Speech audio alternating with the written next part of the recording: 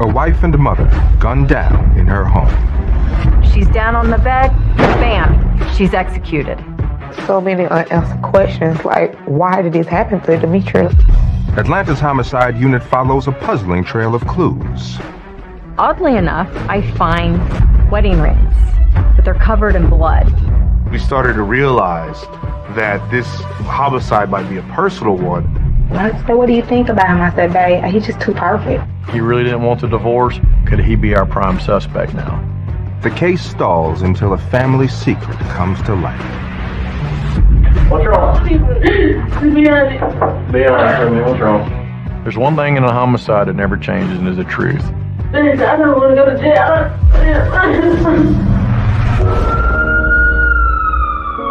They call Atlanta the city too busy to hate, and it's our job to keep it that way. As a homicide detective, I want to be the change. I want to put in the work. And we know we're representing a family here. Failure is not an option to us. From the streets to the courtroom. We work with our community to protect our community.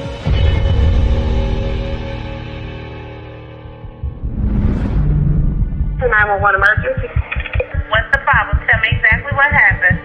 Me and my dad, we just got onto his house, and his wife is laying on the bed. She sees blood everywhere. She's not waking up. Where do you think blood coming from? From her head. And I get a call from my sergeant, and she says that a call had come up in Zone 4, 1991 Delow Drive, that I needed to get there immediately. Every time there's a homicide call, the whole task force, the whole team goes out in the street. On that task force with Redlinger is fellow detective J.D. Stevens, a 20-year veteran with Atlanta homicide.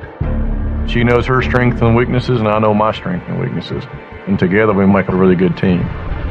Redlinger races to the Adams Park neighborhood of Atlanta. The 911 caller, Amanda Douglas, and her father, Orlando Smith, are still on the scene. When I first arrived, I saw Amanda and Orlando on the sidewalk in front of the apartment complex. They were very visibly upset. They were crying. They were holding each other.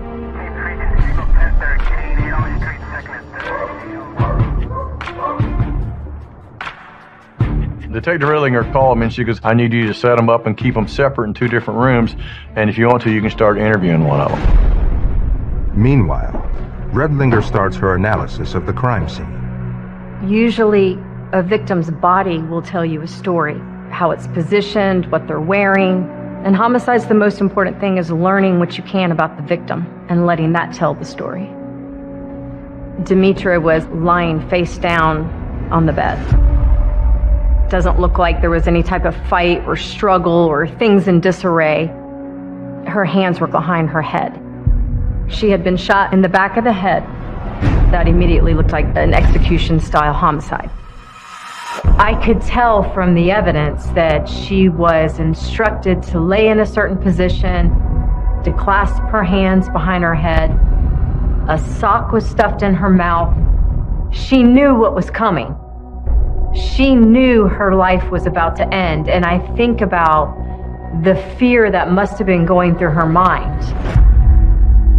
At 8:40 a.m., police got a call that a woman was dead in bed with a gunshot to her head. Within hours of the 911 call, police officers reach out to Demetria's friends and family. I was actually at home, and they was like, do you know Demetria Smith? And I was like, yes, I know her. And they was like, well, we sorry to inform you, she's deceased. Demetria Smith had lived most of her life in Atlanta. She had one grown son, Derek, but many others looked up to her as a friend and mentor.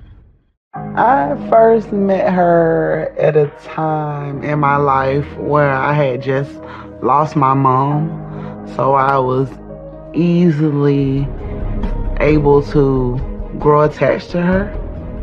I looked up to her as a mother figure, as a friend. She was like the life of the party. Never a dull moment. She was very funny. She turned something, sad into something happy all the time. Now that beloved friend has been brutally murdered in her own home. It was so much going through my head at the moment. So many unanswered questions, like, why did this happen to Demetria? Like, what happened? An hour after the 911 call, Detective Stevens begins his interview with the caller, Demetria's 18-year-old stepdaughter, Amanda. Hands down, JD is the best talker in the unit. I have never seen anything like JD Stevens. He can talk to anybody. He can get anybody talking. I've been in the police department for 31 years, but I don't work for the City of Atlanta Police Department. I work for that family sitting right here. I'm going to be honest with you, I'm a homicide detective. I don't know anything about this. I just walked in the room, they told me to interview you, that you was a witness, that you might know something about what had happened. The first thing I need to do is try to establish a timeline. And then what I want her to do is feel comfortable. And by making them feel comfortable, I show them that I'm comfortable. Your stepmother had been murdered, so why would somebody want to kill her? See, that's the part, That's the whole point we're all at. Yeah, that's the part I was thinking about, that's when I walked in the hospital, I'm shocked. I just seen, blood everywhere, and I was stuck. Amanda had a job, she went to school, she was doing the right thing, she got on the right path in life, and she was going in a good direction. You can tell during the interview, she was visibly shaken. She had just walked in and seen one of the most dramatic things that ever happened in her life. But Dad, he even had to tell me to call the police, because Right. I'm I don't even know what to do. Back at the crime scene, Detective Redlinger is hunting for evidence. I'm kind of digging around trying to figure out who is Demetria, what does her life entail. I find a gun belt.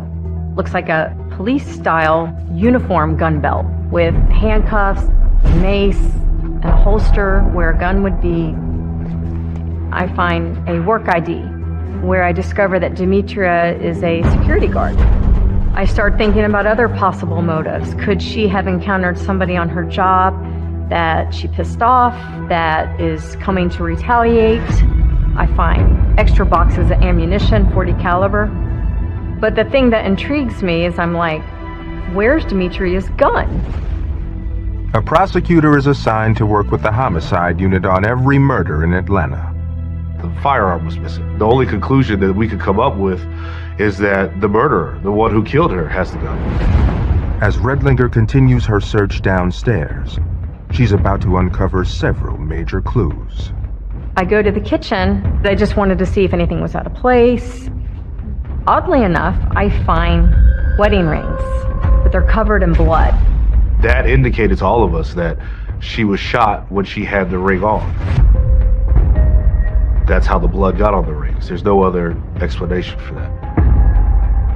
Was the killer washing the rings to get the blood off so that he could go pawn them or sell them and not be traced with the DNA, and then maybe got spooked and had to run out?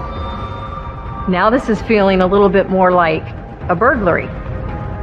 But in the living room, Redlinger spies a new piece of the puzzle. I found a divorce decree on a chair in the living room. The divorce papers are laying randomly in a chair in the middle of my crime scene. It wasn't with Orlando and Demetria, it was with Demetria and a male named Fabio Waddell. What exactly is his relationship with Demetria? Are they on good terms? Or are they on bad terms? Is he a violent, aggressive type? Is he jealous? We started to realize that this homicide might be a personal one. He could have been jealous that she now got remarried. I have to try to figure out who this guy is. Where does he fit in this whole equation? But before she can explore this new lead, Redlinger returns to headquarters to check in with Detective Stevens, who's been questioning Demetria's stepdaughter, Amanda. My first impressions of Amanda, she was laid back. We're sitting there, we're talking, we're laughing, and she's feeling very comfortable with me. Meanwhile, Redlinger and homicide detective David Quinn interviewed Demetria's husband, Orlando Smith. Okay, just take a minute, okay? I'm sorry. So sorry. I know this is very, very difficult for you. And,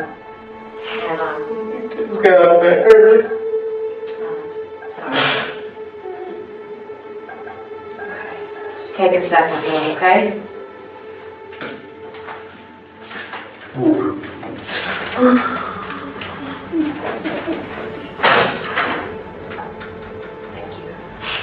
Here you go.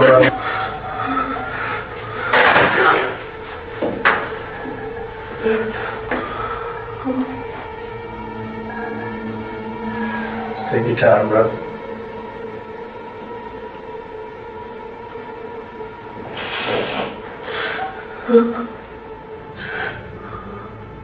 Lay down.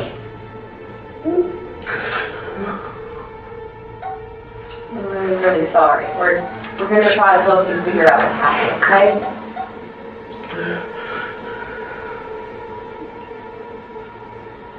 We're going to try to get through this as quick as we can so that you can be with your family or do the things that you need to do, okay? The Atlanta Homicide Unit is investigating the execution-style murder of a mother in her own bed. The victim's name is Demetria Smith. Her body was discovered by her husband Orlando. Redlinger and homicide detective David Quinn interviewed Orlando Smith.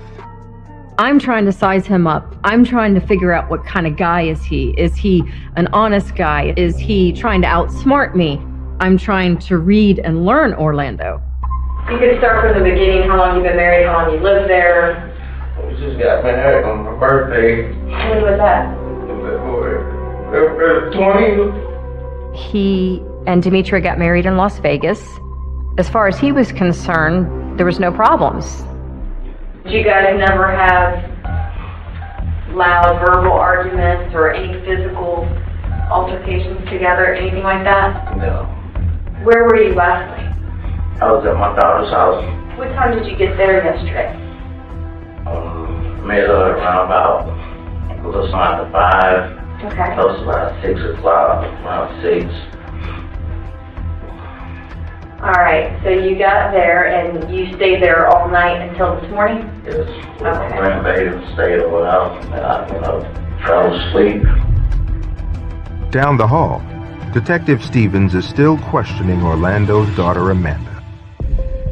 So we separated Amanda and Orlando in this case so we could interview them separately to make sure that Amanda's story matched up with Orlando's story. Your job is to seek the facts and find the truth in every homicide. So you have to go back and see if somebody's lying to me. Okay. What time did you get to your mom's house and what time did you wake up and everything? Yesterday? Yeah, when did you go to bed last night? I had to get up at 5, so I just tried to be in the bed like 7, no later than 9 o'clock. But what Orlando and Amanda don't know is that the detectives are sharing their answers in real time. So as we're doing both interviews at the same time, I'm sending her text messages from my phone, things that I think she needs to ask Orlando, and then vice versa. She goes, okay, ask Amanda this. I don't care how good you are, there's no detective that can work a homicide by themselves. It always takes teamwork. Amanda told us that her father came over during the afternoon, and they were hanging out, and as it was getting late, he just decided to stay the night with her. So when your dad got there yesterday at 5 o'clock, It was like 5 going on 6. all right, somewhere between 5 and 6, he never left. No. Next door, Orlando says that he called his wife over and over that morning. When she failed to answer, he panicked and raced home. And when you got to your house this morning, can you tell me about that?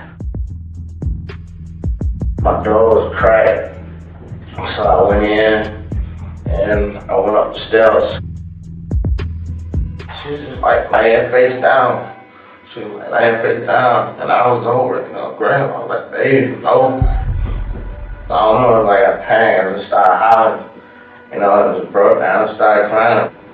I ran over my wife, my body was just heavy. There was a lot of blood down there. Y'all walked in together and found her, right? Mm-hmm. Where was she shot at? I was never out there. It wasn't no gun, period, when, like, it was so much blood. When I called the police officer, she was like, what happened? And I was like, my dad's wife just shot herself. I remember me saying that. Mm-hmm. And then, I said about 2 minutes later, she was like, did you see a gun? I was like, no, I just see lots of blood. Yeah, if you shot her, she had a gun. Yeah, but I just seen, like, lots of blood. I didn't know, like, what, I just seen, like, a lot of blood. Mm-hmm. My dad, she was laying like this. And with like a towel or something over, like the blue towel over her head. Mm-hmm. My dad, he took it off her and was just hugging her, kissing on her, and they was like, the police was like, turn her around, try to turn her around. And I didn't want to go nowhere near her, like touch her or nothing. And then I just seen like blood everywhere. So I'm texting back and forth, and she's saying, right now their stories are together. Their account as to where they were is matching. The alibis are the same. With their stories matching, Orlando and Amanda are moved off the suspect list. They weren't it anymore. Had to go find the next person. At this point, is there anybody that you can think of that would have a reason to hurt your wife if that's the case? Sorry, I know this is really hard. Detectives ask Orlando if he knows of anyone with a grudge against Demetria. Did your wife have any friends or anybody she was having any arguments with? I can't say because I don't know nobody she talked to. Somebody was tampering with my life. Orlando told me that just a few days prior to the murder that he felt somebody was tampering with his locks. They called him and told him about it yesterday. He felt like maybe somebody was putting something in there, maybe so that way he couldn't lock the door properly, or maybe somebody could get in at a later time. Well, it's probably still the key in. It's just hard. Like the grooves was hard when I normally stick the key and just go straight through. Right. Redlinger makes a note to follow up with the apartment manager. Then, she zeroes in on those mysterious divorce papers she found in Demetria's home. Yeah, like she told me she been married. Orlando says Demetria had been married to Fabio Waddell for 3 years. Yeah, Fabio and Demetria, they had a really good marriage. They shared a nice home together in Forest Park. I really think he genuinely loved Demetria, and he wanted to keep things going. But after 3 years, the marriage began to fall apart. He was a little bit overprotecting. He wanted to still be with Demetria, but unfortunately it didn't work. Demetria and Fabio, they just grew apart. After her marriage collapses, Demetria hits rock bottom. When you feel like you only have yourself, you have no family, somebody to influence or guide you, there was a lot of pressure on her. But then, in the spring of 2009, a new man enters the picture. When Demetria met Orlando, her life changed tremendously, for the better. He was a gentleman. He wined and dined her, catered to her every need, made sure she had more than anything she could ask. She just had this different feeling about Orlando. She was heads over heels in love with this guy. You don't get that with Demetria. She don't really fall for people like that. A few months after they meet, Demetria and Orlando decide to make it official. She called me and said, daughter, I'm going to Vegas. I said, whatever goes on in Vegas stays in Vegas, Ma. I said, have fun. Little did I know she was going to Vegas to get married. Girl, you ain't gonna believe. I was like, believe what? She was like, I'm on the plane, I'm finna go elope. I was like, what? Without me? Back in Atlanta, the newlyweds settle into their home on Delow Drive. I mean, she was in love. Every time I would see her or talk to Demetria, she would talk about this guy or something that he did for her. Demetria was very happy. Her and Orlando relationship was great. But were things completely over with her ex, Fabio Waddell? Orlando has his suspicions. Just the other day, my daughter, I just heard her tell my aunt say that she actually went over to the man's house. What man? The former man? Her ex-husband. Orlando believes Demetria went to her ex's house to get him to sign their divorce papers sometime before she and Orlando were married. As to whether Demetria saw her ex after she and Orlando were married, Orlando doesn't know. I hate to ask this, but I have to. Did you suspect her of having any type of affair or anything? You know, I was told that, but I really can't just be for sure. Obviously, the first question when he says that is, well, who told you that information? Because then I want to go out and try to verify if that's true or not, because maybe that's my suspect. Who told you that? I don't even know his name. Orlando, oddly enough, said that he couldn't remember or he didn't know. Did that ever cause you to become suspicious and go through her phone or follow her or anything like that? I never went through her phone, ever followed her. Now, she'll go through mine. Detectives don't believe that Orlando was involved in his wife's murder, and he can't think of anyone who would want her dead. After the initial interview with Orlando, his alibi was his daughter Amanda. He's grieving, he's crying, he's upset, and most of all, he's got an alibi. The homicide unit has to move on to other theories, including the nature of Demetria's relationship with her ex-husband, Fabio Waddell. I have a set of divorce papers that are unsigned. So now I'm trying to figure out, how does Fabio Waddell fit into this whole thing?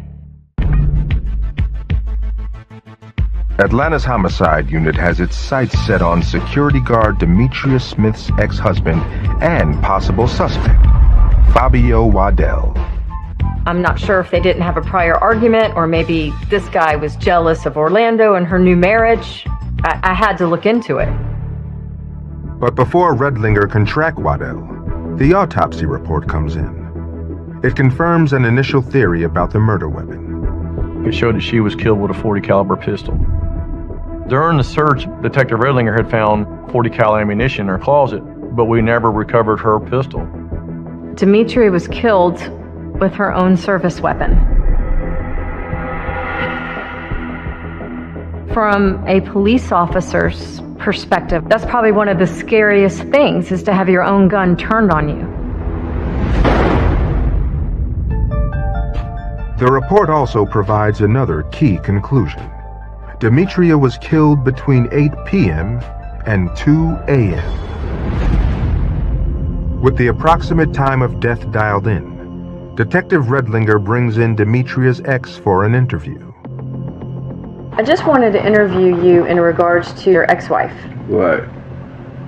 Could you first tell me, a little bit about Demetria, how long you were married, and that kind of information? Well, we was married probably about 3 years. Was she, kind, gentle? Just tell me a little bit about her. Well, she was, she had it was two sides of her. He tells me that Demetria could be kind of like hot and cold. She could be nice, but she had a bad side.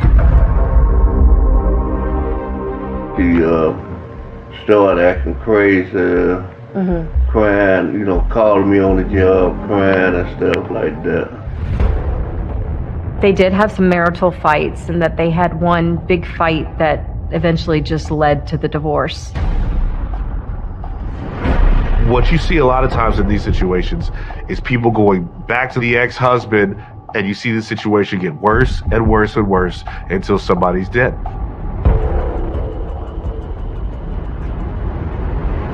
You divorced and you both move in your own direction. Did you know anything about her current relationship with the man, Orlando? I couldn't even tell you what it looked like. Waddell says they settled the divorce for the second time in January, just before Demetria married Orlando. There was a mistake on their divorce decree that it should have been signed earlier, but it got caught up in all this paperwork and everything. It didn't get signed on time. So we did the paperwork and stuff all over again. And she was saying she loved me. I just said, yeah, right. I left like that. But was that really the end of their relationship? When was the last time that you saw her before she died then? Do you remember when that was? About the beginning of May, like the early part of May. He says he just happened to run into Demetria a week before she was murdered. Kind of too close to the timeline now. Could have maybe generated old feelings again. He really didn't want the divorce, and now here she moved on and he might not have.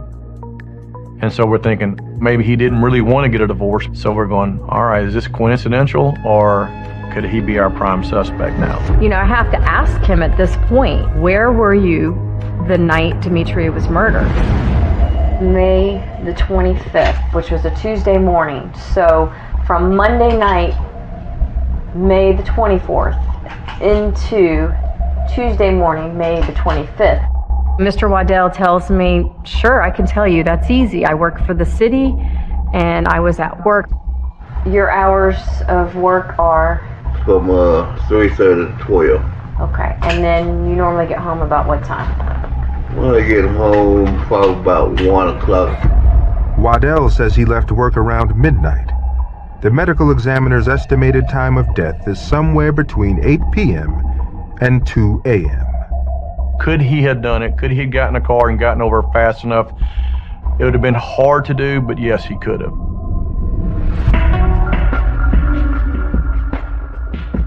With Waddell's story locked in, Stevens heads to his workplace to see if the alibi holds up.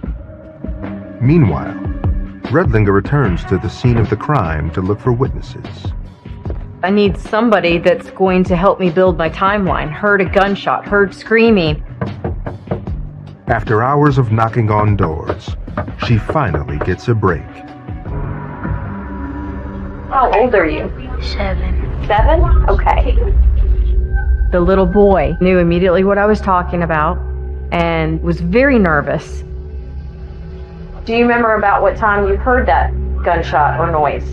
No. All he could tell me was I heard a gunshot after my mom went to work when I was trying to go to sleep.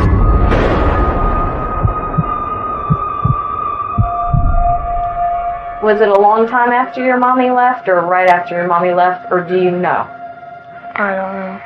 You don't know. Okay. Well, that's fine. That's all I need to know.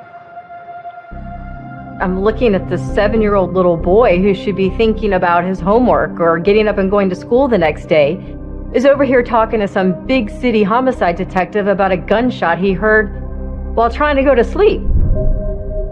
So I turned to Miss Jones, the mother, and I asked her what time she usually leaves for work. I leave around about 8 something. After 8 p.m., that fits with the medical examiner's estimated time of death. Now I'm thirsty. I want to see if somebody else heard about this gunshot, so I continue to go door to door. Meanwhile, Stevens follows up on Fabio Waddell's story about where he was the night his ex-wife was killed.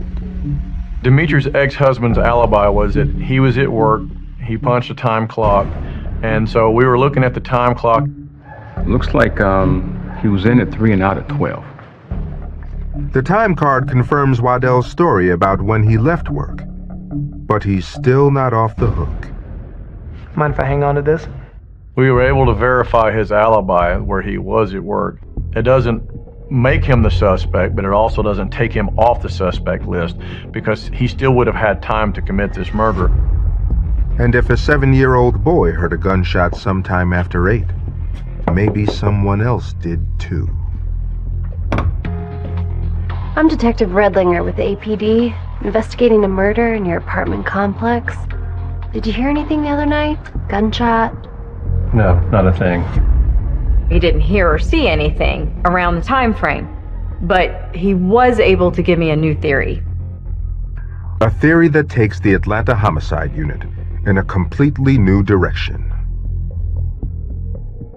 This nosy neighbor, which I love those kind, tells me about these 2 brothers that had been ultimately terrorizing this neighborhood for months. And what are those brothers' names again? Ryan.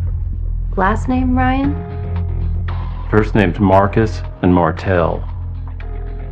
This neighbor suspected these 2 brothers of breaking in people's houses, stealing things, You know where they live? Okay, well, if you think of anything else, let me know. Could what seemed like a crime of passion actually be a cold-blooded home invasion, as Redlinger first thought? She immediately gives the names to her partner, Detective Stevens. They were burglars, and we all know that sometimes if you walk in on a burglary or something goes wrong, and a burglary quickly can turn into a homicide. Now look what I found. Marcus Martell's MO was they would walk around house to house, door to door, and they would check the handles to see if they would open. If somebody left their door unlocked, they would walk in and they would burglarize the place. They were criminals of opportunity is what they were. Orlando had told me previously in his interview, he felt like somebody had been testing or tampering with his door handle. Maybe the Ryan brothers had been watching the apartment and they had tampered with these locks. Redlinger heads back to Smith's apartment and meets with the building manager, looking to corroborate Orlando's story about the tampered locks. I was gonna change them. And? I never got around to it.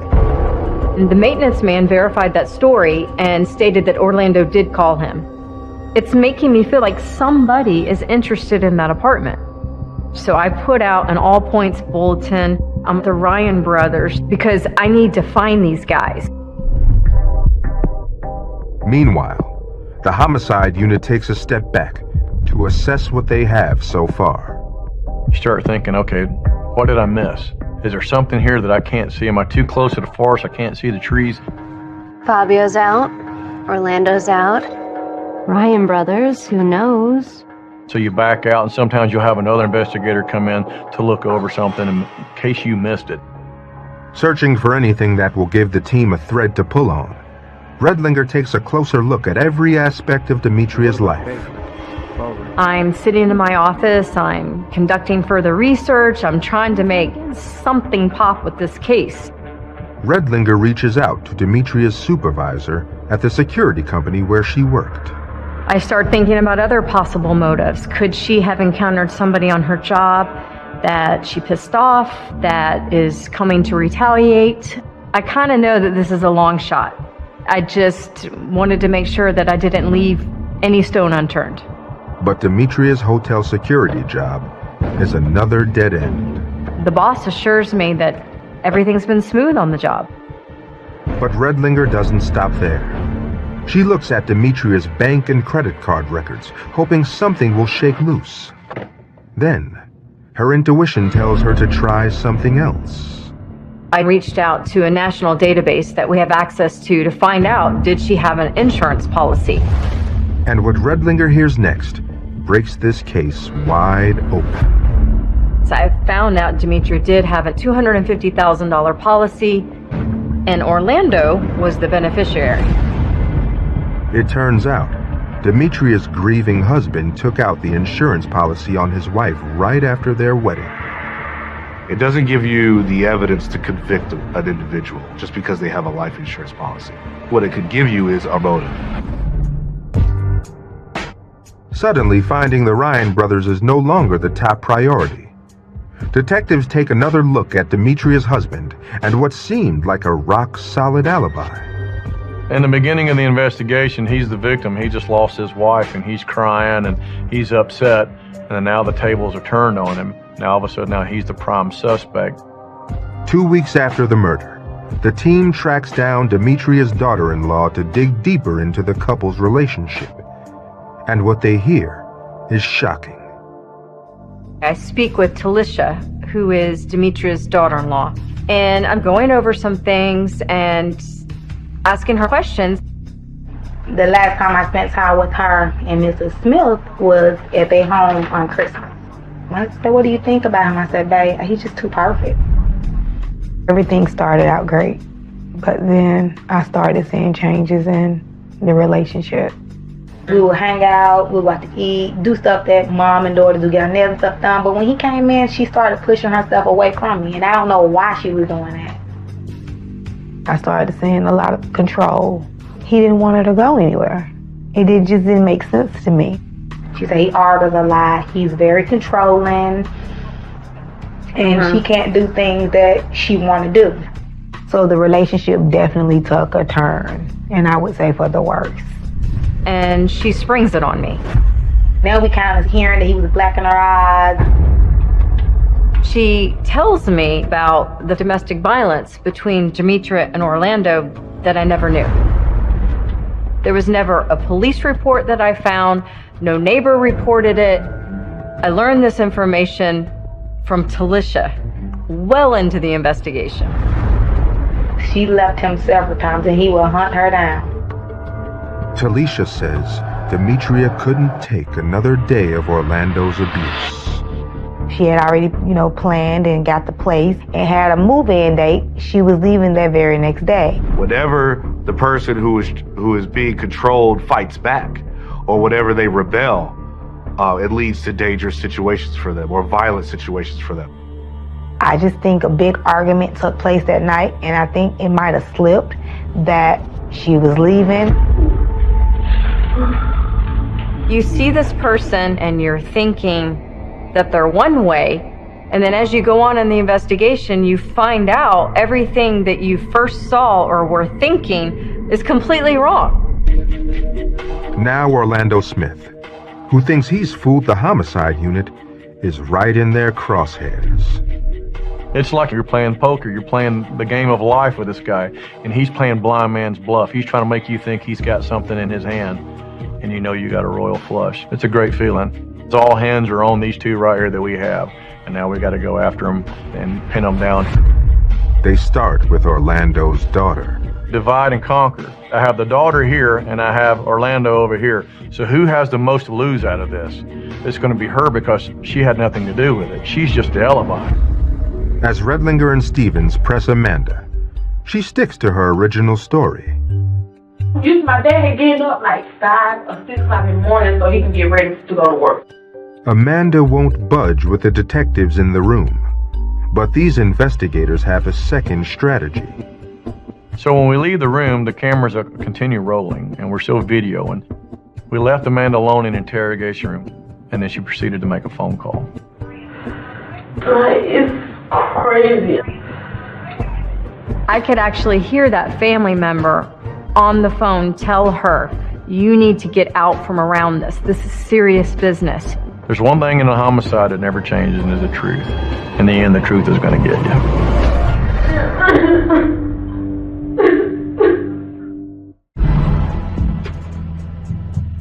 The Atlanta Homicide Unit is pressuring Amanda Douglas even when they're not in the room. We left Amanda alone in the interrogation room when I stepped out, and then she proceeded to make a phone call.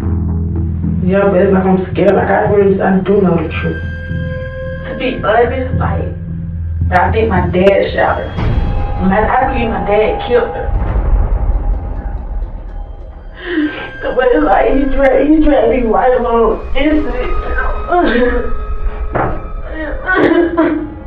Boom, I got her now.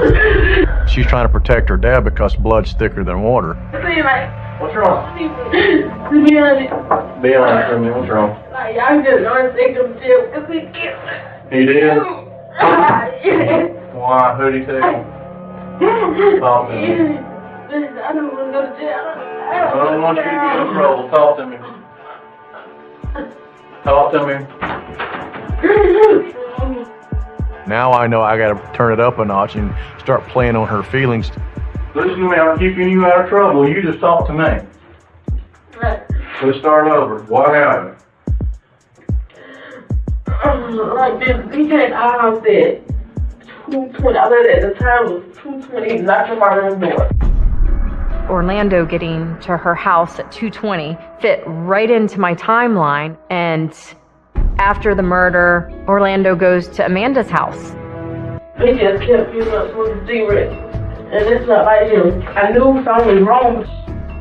At that point, he stays the night over there, and about 7 o'clock in the morning, he gets Amanda and he says, hey, I need your help today. So now this guy is going to use his daughter to go find the dead wife he murdered. And that was just so repulsive to me. On the drive to Demetria's house the morning her body was discovered, Orlando handed his daughter a plastic bag. And she describes to me this bag.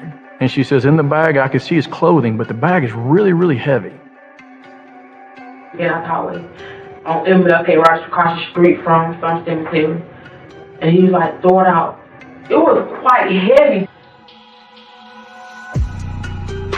I know there's a gun in that bag, because clothes are not that heavy. So I felt right then and there our murder weapon's going to be in that bag. Stevens races to look for the bag. I needed that gun, and I was praying that gun was still in that bag, our murder weapon, that .40 caliber that we were looking for.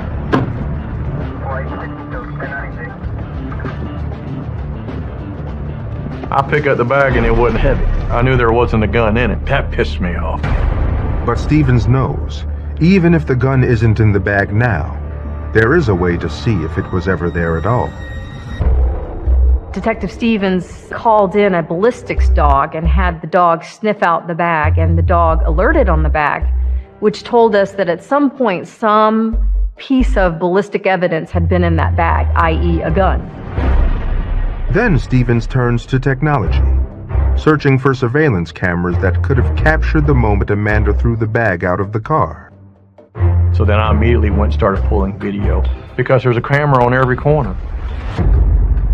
While Stevens searches for the telltale video, Redlinger maps out her next move, a showdown with Orlando Smith. We were going to ask him about his daughter. I want him to tell me what a good girl she is. I want him to tell me, oh, she never lies. She's just the stellar kid. She goes to school. She does the things she's supposed to do. Do you trust your daughter? Yes. Does she tell the truth most of the time? Yes. Okay. So he falls right in and he's like, oh, yeah, she's a great girl. She's honest, very truthful. I spoke with your daughter. She stated that you got to her house at 2:20 in the morning, frantically knocking. At who time? Around 2:20 in the morning. Not 5 o'clock. When I catch somebody in a lie, it makes me feel excited. I know I finally have a hook, and I feel a sense of relief. I almost just want to lay back in my chair. This is over. I got you now, and I can take it from here. And then she stated on the way to her school that you asked her to dispose of a bag. Dispose of a bag? What reason would your daughter have to lie? My daughter was a bitch, was like, I'm gonna tell you. But just a minute ago you told Detective Flynn that she doesn't lie. You just got done telling me what a good girl your daughter is. And now she's a liar? So which is it? Before I say anything else, I need to talk to my sister and have my attorney here. Because I did got all the information, and this is straight bogus. He was a snake. He was a schemester. The way he planned and plotted his wife's murder and thought he was going to get away with it made it more of a challenge for me. There was no way I wanted him to get away with this. We handcuff Orlando and take him to the wagon, and off to jail he goes. Orlando Smith, he pled not guilty, said he wanted a trial, and that's exactly what he got. 17 months after the murder, Orlando Smith faces a judge and jury. They hear about the bloody clothes, the insurance money motive, and allegations of abuse. Plus, a theory about how Demetria's bloody wedding rings ended up in the kitchen sink. I think he removed Demetria's wedding rings. He went downstairs to probably try to wash the blood, and he was probably going to remove them because he wanted it to look like a burglary. Then the prosecution presents one last piece of damning evidence. Footage from a traffic camera near the discarded bag of clothes. He's able to get the security footage of the bag being thrown out of Orlando's car. The murder weapon, likely Demetria's missing gun, was never found. Still, the footage confirms Amanda's statements to the detectives. I think that Orlando Smith's biggest mistake was thinking that his daughter wouldn't do the right thing. I think that his biggest mistake was believing that his daughter was like him. After a week-long trial, Orlando Smith was convicted of murder, and he got life in prison. He took a piece of our heart. He took joy. He took everything and didn't care. He didn't care about our feelings. You took a person off the street, a monster, a man who thought he was above everybody else, that he could take a life. And you know what? He was wrong. Because the fact is, he don't play God. And we go out there and we get him and make sure he'll never hurt nobody again. I don't care how good you are, there's no detective that can work a homicide by themselves. It always takes teamwork. He thought he could outsmart us. He thought he could outsmart the Atlanta Homicide Unit, and he was wrong.